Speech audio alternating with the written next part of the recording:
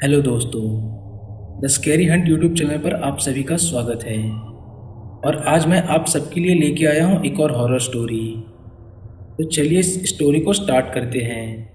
मेरा नाम निखिल है और मैं फ़ोटोग्राफी स्टूडियो में काम करता हूँ। मेरे पास खुद का कैमरा आ चुका था। एक दिन मेरी लता भाभी ने किसी एक गांव का काम दिलाया। किसी की बर्थडे पार्टी थी। आने जाने का अलग से पैसा मिल रहा था और फोटोग्राफी का भी अच्छा पेमेंट मिल रहा था। इसलिए मैंने काम के लिए तुरंत हामी भर दी।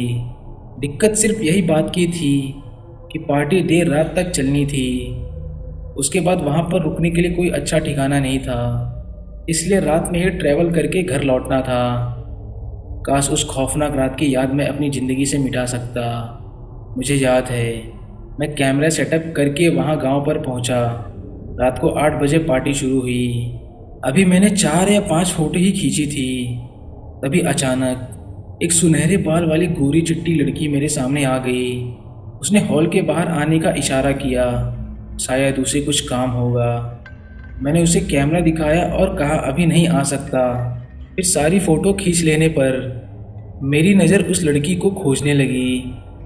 तभी अचानक वह मुझे घर के बाहर थोड़े ही दूर नज़र आई। मैं फ़ौरन उसके पास गया। उसकी आंखों में गजब का गुस्सा था। उसका चेहरा फीकी रोशनी में भी लाल नज़र आ रहा था। मैंने कहा, सॉरी, फ़ोटो खींचने थे इसलिए मैं नहीं आ पाया। आप यहाँ क्यों खड़ी है? अंदर नहीं आना है क्या? कुछ देर तक वह मुझे ऐसे ही घूरती ही रही। उसके बाद वह झाड़ियों की ओर इशारा करने लगी। मैंने हाथ के इशारे से मना किया और घर की ओर उसे चले आने को कहा। अब उसके चेहरे पर गुस्से की जगह नाराज़गी का हाव भाव था। उसने हाथ के इशारे से ही मुझे लौट जाने को कहा। मेरे देखते ही देखते वो झाड़ी के पार चली गई। मुझसे रहा नहीं गया। मैं भी उसके पीछे पीछे जाने लगा। मैंने उस वक्त अपनी बेवकूफ़ी का अंजाम तक नहीं सोचा। कुछ देर चलने पर धूप अंधेरा सामने आ गया। मैं अचानक बेचैनी महसूस करने लगा। मुझे खूब पसीना आने लगा। अब मेरा दिल मुझे चेतावनी दे रहा था कि कुछ बुरा होने को है। मेरा फ़ोन जेब में ही पड़ा था, लेकिन डर के मारे मैं उसे ऑन नहीं कर पा रहा था। अचानक मेरी नज़र भूरे पत्थर पर गई।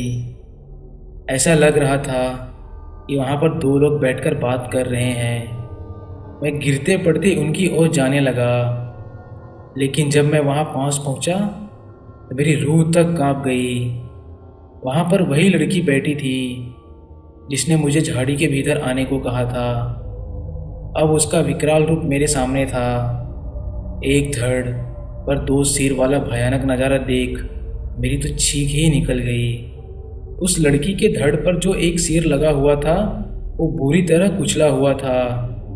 उस भयानक आकृति से दिल दहला देने वाली आवाज़ें आ रही थी। मैं उसी वक्त वहाँ से अंधाधुंध भागा और किसी तरह एक कच्चे रास्ते पर आ गिरा। थोड़ी ही देर में 2 बुलेट वाले लड़के आए और मुझे बर्थडे पार्टी वाले मकान तक ले गए। उन्होंने मुझे धमकाते हुए पूछा कि मैं वहाँ झाड़ियों के भीतर क्या कर रहा था।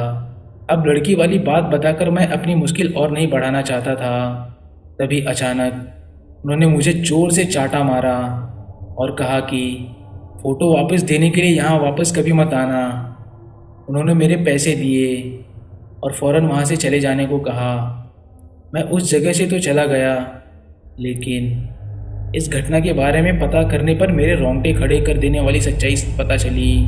उस घर के मालिक ने ही परिवार के साथ मिलकर अपनी जवान बेटी और उसके प्रेमी को मौत के घाट उतारा था। कहा जाता है उन दोनों को वहीं किसी झाड़ी के भीतर मारकर गाड़ दिया था। तब से उन दोनों की रूह एक धड़ और 2 सिर के साथ भटकती है। वहाँ झाड़ियों में आए दिन मरे हुए पक्षी और जानवर भी पाए जाते हैं। मैं उस खतरनाक जगह से जिंदा तो बच गया, लेकिन न कभी ना मिटने वाली वो भयानक याद मेरे जहन में बस गई है।